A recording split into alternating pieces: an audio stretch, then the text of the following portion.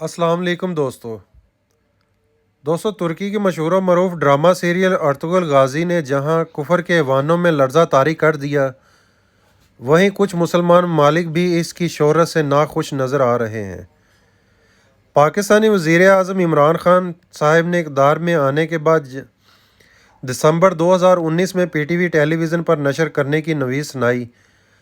आज की ये वीडियो ख़ास तौर पर इन ममालिक से मुतल्लिक है जिन्होंने अर्तुगरुल गाजी पर पाबंदी लगा दी है। तो इन ममालिक में सर-ए-फ़हरिस्त सऊदी अरब, मिस्र, UAE और इंडिया शामिल हैं।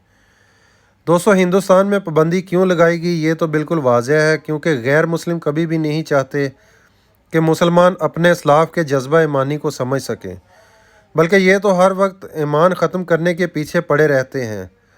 और दूसरी तरफ ये सोचना ज़रूरी है कि आखिर क्या वजह है कि मिस्र, सऊदी अरब और UAE को अपने मुल्क में नशर करने पर पाबंदी लगा दी।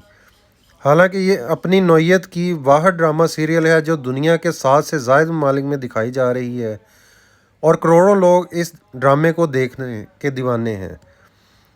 कुछ तहकीक से ये बात सामने आई है कि असल मसला ड्रामा सीरियल का नहीं बल्कि तुर्की के सदर हर दिल अजीज़ तैयब उर्दुगान है। दोस्तों, मिस्र के सबसे बड़े दारुल खान ने यह फतवा देते हुए कहा, अर्तुगरुल गाजी की नशर को रोक दिया कि तुर्की ख़िते में अपना असर और सुख पैदा करना चाहता है और इस ड्रामे को इस्तेमाल करके तुर्की अपनी सॉफ्ट पावर से लोगों के दिलों में अपनी ताकत बढ़ा रहा है। दोस्तों, फतवे में यह भी कहा गया कि तैयब उर्दुगान लोगों को यह बावर करवाना चाहते हैं कि हम असल लीडर हैं, खिलाफत के हकदार हैं, तमाम मुसलमान हमारी ग़ुलामी इख्तियार करें और तुर्किश अपने जंगी अज़ाइम को भी हवा दे रहे हैं।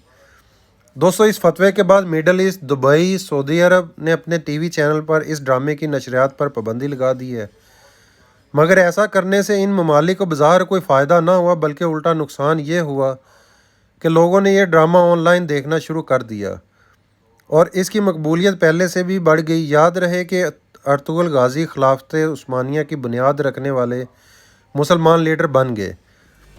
दोस्तों, उम्मीद है ये वीडियो आपको कैसी लगी कमेंट्स में ज़रूर बताइएगा। चैनल को सब्सक्राइब करें, लाइक करें। मिलते हैं अगली वीडियो में, तब तक के लिए अल्लाह हाफ़िज़।